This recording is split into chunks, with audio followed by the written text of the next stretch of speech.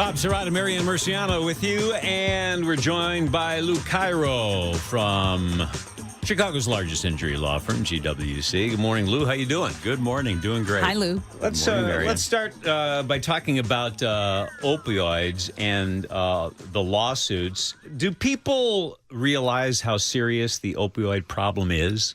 I think the people that realize the seriousness, primarily more than anyone, are the family members of those who have loved ones who are hooked on opioids. And when people think of opioids, your listeners may be thinking, oh, guys on drugs. I mean, why do we care about this? We're not talking about people that are on drugs. We're talking about people who have chronic pain or who have post-surgical pain.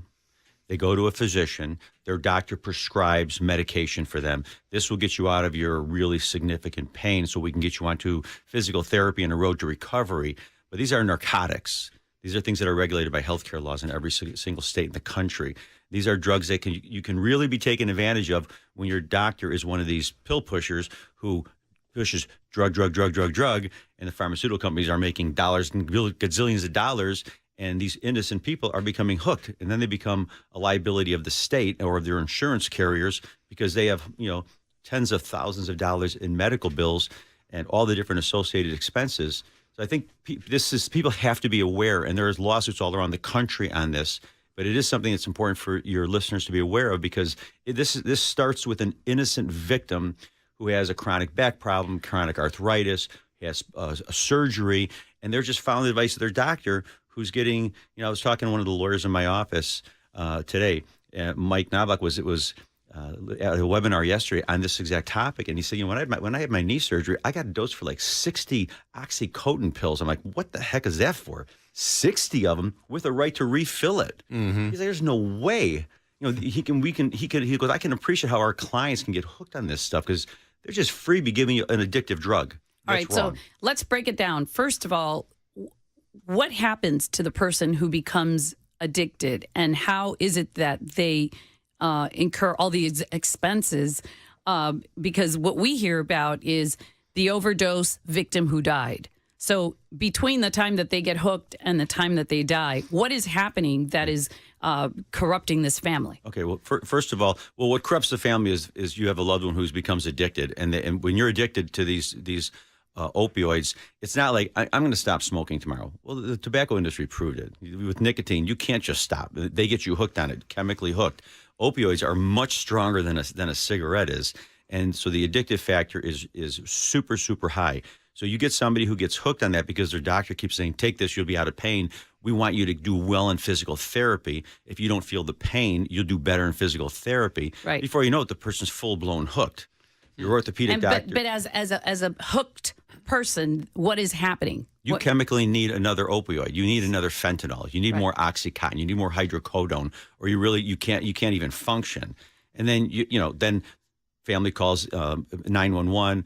He's convulsing. He's very sick. Whatever. You've got emergency medicine comes. You've got people that the police are coming. The fire department is coming. All these municipal and state and county expenses are being incurred. You've got people, they're out robbing banks, and it's because they're hooked on fentanyl. They have no choice. They need to find money to pay for the pills because their insurance won't cover it anymore. Okay. You got the penitentiary, the costs in state penitentiary, plus all the tons of money in medical bills when their insurance carriers are paying all this money to try to get the guy rehabilitated. Okay, and then what is in it for the doctors who really aren't making the money? They're just pushing the product. Why are they pushers? Well, I mean, I can't tell you why people do things that are definitely wrong. I don't know why a doctor would have the incentive other than the person has to keep coming back to the doctor's office to get another prescription, and they get to charge them $180. And legally, is there something that people can do? I mean, is there somebody to sue? You can't sue the pharmaceutical company, can you? Oh yeah. Well I haven't seen any lawsuits where the patients sued the pharmaceuticals, but what you see is there are lawsuits all over the country. In fact, there was just yesterday an MDL, which is a multi-district litigation, was formed in Ohio, which is basically consolidating all the various lawsuits from insurance carriers and municipalities and counties and states to try to get them in one house with one federal court that's going to rule on these things. And this is what happened with the tobacco litigation, Marianne, where there were lawsuits all over saying, hey, our public aid, our Medicaid, our insurance companies are paying billions of dollars in medical to try to take care of people with cancer from cigarettes. And they went after the tobacco industry, and basically one court says we're gonna make a very consistent ruling because we don't want people forum shopping in favorable counties. We're going to do one federal multi-district litigation, and that's where all the rules are going to come from. And boy, they can make everyone's life miserable when you're on the side of a pharmaceutical company who's abusing innocent patients, or you're on the side of the tobacco industry who's went on record where they found records that they were getting children hooked. They were making the Camel cigarette a cartoon Camel because they know they could attract 13 and 16-year-olds quicker to smoke, because as our older customers are dying off from cancer, we need to hook the younger ones. It's like, oh my God, it's mind-boggling that corporations on the major money grab are finding ways to get children hooked for tomorrow's future profits. And they've got records of this, which is why the tobacco industry has paid billions and billions of dollars in litigation. Before we leave the subject of opioids, who is really to blame here? Do we need doctors to be more responsible? Is our healthcare system at fault here because everything's fueled by money and the drug companies? Well, the healthcare system is so broken in the system, and I'm not speaking like I'm a politician by any means. 65% of the bankruptcies, the personal bankruptcies in this country, are because of medical bills. Think about that. It's a $3.7 billion a year industry. And it causes 65% of the personal bankruptcies in this country is medical health care costs. And 70 to 80% of the healthcare costs are the facility costs. It's not even the individual doctor who the doctors, they're getting, I mean, with all due respect, they send you a bill.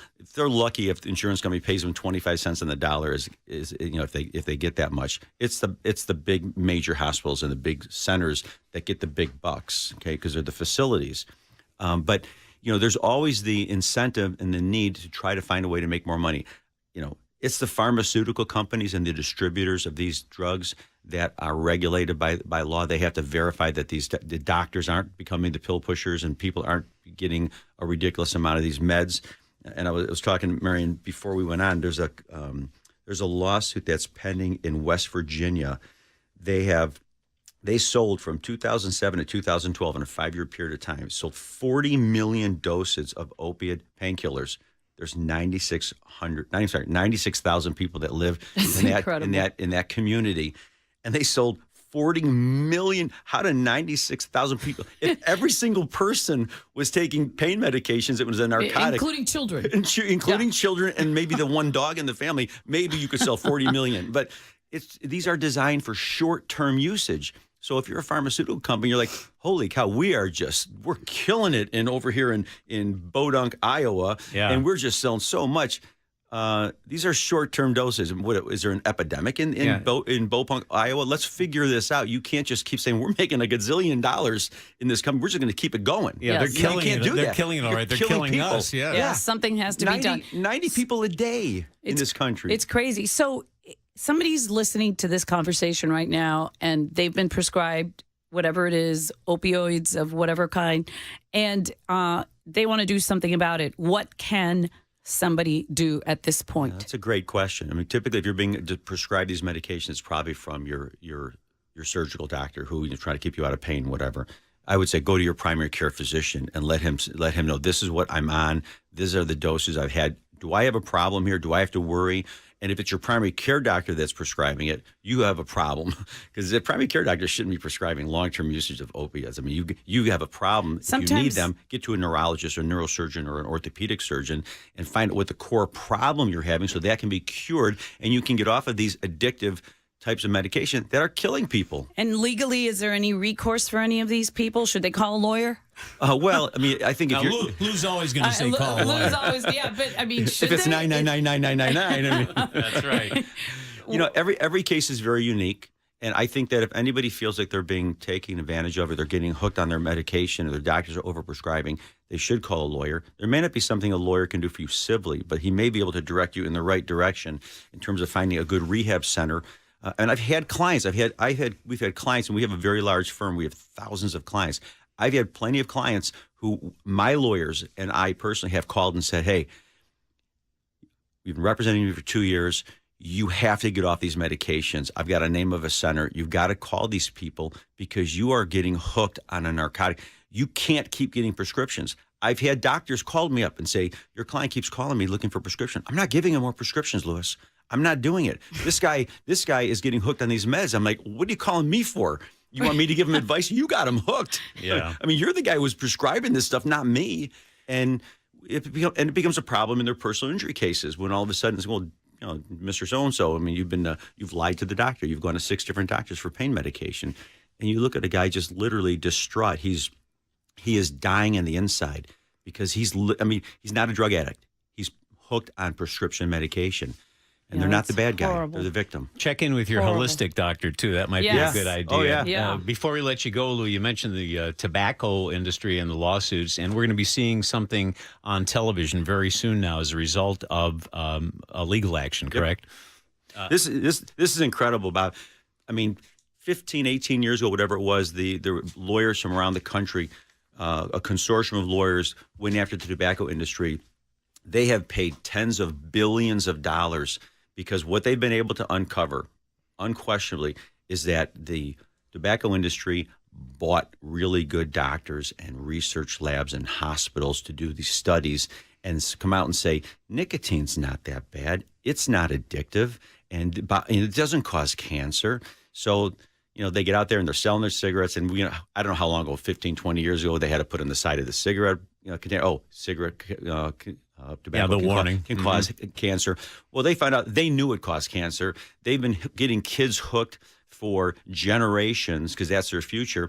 And all the billions they paid, the last 7 years, they have been fighting the MDL federal judge's order that they have to they've exhausted all their appeals. The tobacco industry has to go on 3 major networks, NBC, ABC, and CBS, and they have to pay for ads that say, cigarettes cause cancer. We've sold cigarettes. They're not going to say we false marketed, but we have to provide you with this information. And it's going to be a unique ad because when you're going to sit there and say, oh, my God, I haven't seen a cigarette ad on TV for like 20-something years. They've been illegal. And now they're telling us they cause cancer. Are you kidding me? Yeah. The final admission after how many hundreds of thousands of people died? My prediction is it's going to happen with sugar as well, because 50 years ago, the sugar industry quietly paid scientists to point the blame at fat.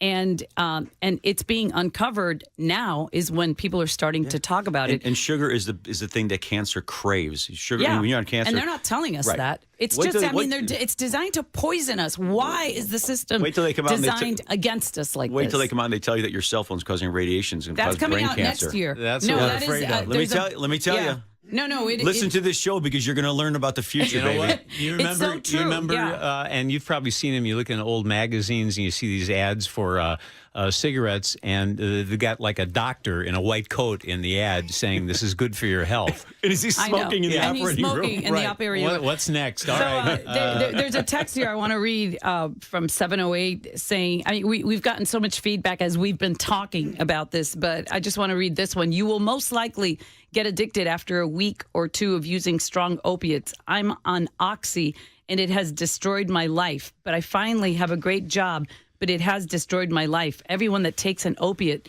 will likely become addicted. Be and that's careful from out there. listening Be careful. from the horse's That's mouth. from a victim. That's from a I feel bad victim. for them. It's so Thanks sad. for reaching out and telling us, but that's the truth behind these things. They're terrible. Lou Yeah. Cairo from GWC, he mentioned the phone number. Just remember the area code 312 and then keep dialing 9 and you'll get Lou. Talk to you next week. Thanks as always, Thanks, Lou. Thanks, everybody. Rod Blagojevich is still a big name, at least on a big Chicago TV series. Tell you about that after this.